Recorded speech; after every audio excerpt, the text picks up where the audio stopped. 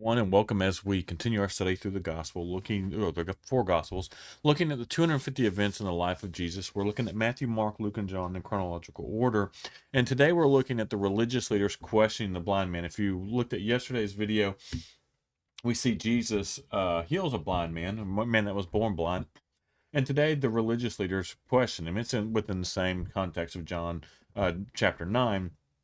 The whole story is John 9, verses 1 through 34. I'm not going to read all this today because it is a lengthier read. So I'm just going to kind of summarize what happens is here is after Jesus heals this man, then everyone's like, oh my gosh, we know this guy's been blind from birth. And so now they take this man aside. The Pharisees and religious leaders take this man aside, and they're like, "Who healed you? How did he do it?" And he says, and part of the reason why they're questioning him is because it was on the Sabbath. Again, Jesus doing stuff on the Sabbath, upsetting the Pharisees. He's like, "Look, he put mud over my eyes and washed it away, and I could see." And so the Pharisees like, "This man is not of God because he's working on the Sabbath."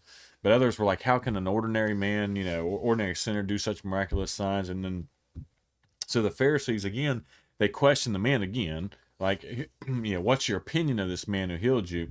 And he's like, "Well, he must be some sort of prophet." And so the Jewish leaders still refuse to believe at this point. I mean, they've seen it themselves. They've seen the miracles themselves, and they still refuse to believe. So then they bring in the guy's parents, right? He's an adult, and they bring in his parents, and they're like, "Is this your son? Was he born blind? How can he see?" And like their parents are like, "Well, we know he was born blind, but we don't know how he can see or heal him. Ask him. He's old enough to know, right? Or he's old enough to speak for himself." And they said this because they were afraid of the Jewish leaders, because they said that anyone saying anything positive about Jesus being the Messiah would be expelled from the synagogue, which was a bad punishment back then. And that's, they told him that's why they said that. So for the second time, they call this guy in. It's like, who healed you? Shouldn't God get the glory? Because we know this man Jesus, he's a sinner. And the guy's like, "I don't know if he's a sinner or not. That's not for me to decide." And he said, "But I know this," and this is one of my favorite lines. We talk about this a lot, and this is in verse 25. He says, "But I know this: I was blind, and now I see." Right, and so, but they're like, "What did he do? How did he heal you?" And finally, the guy's like, "Look, I already told you what he did. You didn't listen. Why do you want to hear it again?" And then he asked them, like, "Do you want to become his disciples too?" And then they cursed him, right? And said that, "We're the disciples of Moses. We know God spoke for Moses. We don't even know where this guy comes from." And the man just kind of starts combative with him a little bit and sarcastic. He's like, "Well, that's strange." He said, "He healed my eyes, and yet you don't know where he comes from." And he says, "We know that God listens to sinners, but he's ready to hear those who worship and do his will. Ever since the world began, no one has been able to open the eyes of someone born blind. If this man were not from God, he couldn't have done it." And so he calls them out on their hypocrisy. And then this is where they lose it. And it's like, "Well, you were born a total sinner," they answered. "Are you trying to teach us?" And they threw him out of the synagogue. So it's that arrogant attitude of, "Well, we know everything, you don't know anything." And so they throw him out. And so what we see here is, right, the Pharisees, they conduct this investigation and debate about Jesus, right, about people being healed and lives being changed. So lives are being changed, people are being healed, and you have this group of people over here arguing about it, right? Like, "Oh, well, he didn't do it right because he did it on the Sabbath." I mean, and if you've ever been in a religion, any sort of religion, you've seen stuff like that, right? They're ignoring the good things that are happening, and they're over here discussing, "Oh, well, we don't like how he did it," right? He's doing these wonderful, great things, but he's doing it wrong.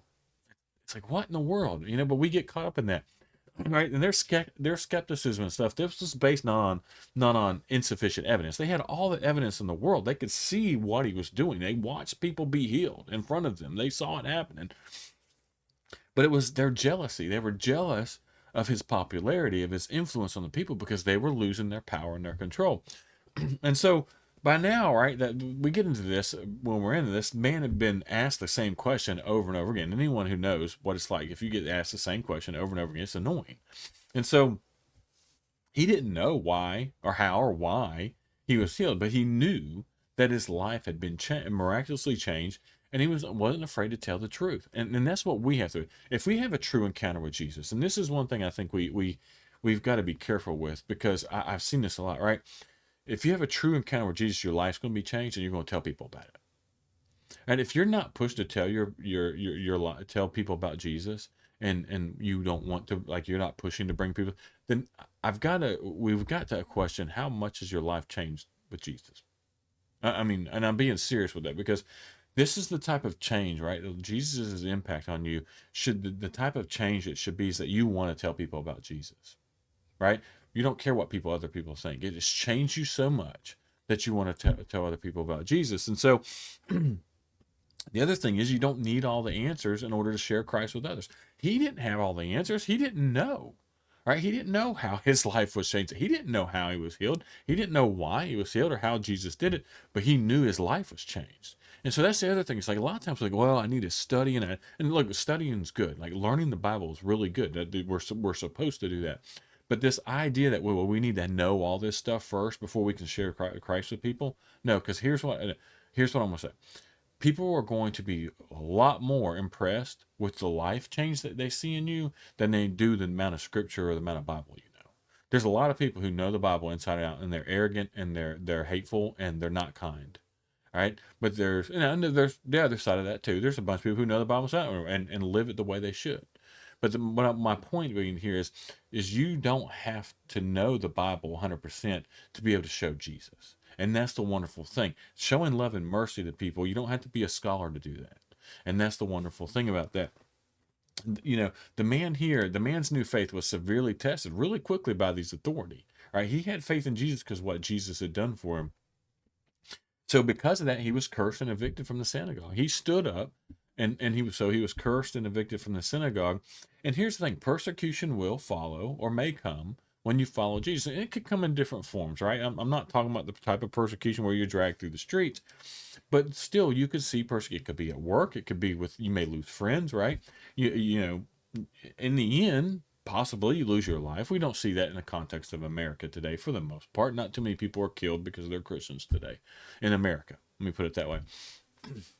And so, we've got to be careful with that. But I mean, but the thing is no one can take away the eternal life that Jesus gave you. No one, they couldn't take away how Jesus changed this man's life, because he had been, we're going to talk about, that line that he said in verse 25.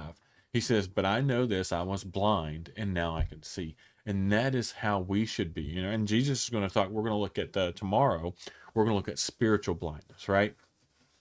And so, because Jesus, this whole story that takes place here, this is the third part we're going to see tomorrow. Jesus, you know, finds him and talks to him about, and it's going to look at spiritual blindness. And that's the thing is, right? And there's a reason Jesus was using this guy who was blind, right?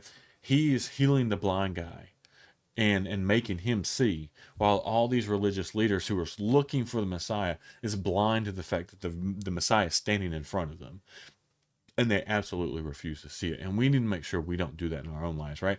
We need to make sure that we do not ignore Jesus in our own lives and ignore the things that we're supposed to do because of power or money or control or reputation. And when I mean reputation, it's like, well, we don't want people to think differently or bad of us because, well, there he is sharing Jesus and talking to people about Jesus. No, we can't be blind to those type of things. And so we're gonna look at that tomorrow. But just the overall theme of this is, this man was changed by Jesus, and this change was seen. People saw this immediately, right? And so my thing is if you've come to Jesus, people see that change. We need to make sure Jesus is seen, that people see the change, that they spot you and say, hey man, there's something different about that person, and it's a good in a good way. And so this is what we need to look at, and this is what we need to make sure we push for when we come to Jesus, and Jesus has changed our life. And again, like I said, we may see some persecution, you may see some pushback, you may lose some friends, you may lose some family. We've talked about that in the last couple of weeks. But we know that Jesus changed our lives, and we're going to have to tell people about him once he does. As always, I appreciate everyone for watching the videos. If they're useful and you find them helpful, please share them with friends, family, anyone you think it would be helpful for. If you haven't subscribed to our channel, please go ahead and do so. We're going to continue to produce videos like this, and we're going to get into some deeper subjects, everyday life type issues, once we finish this series. But as always, I appreciate everyone for watching.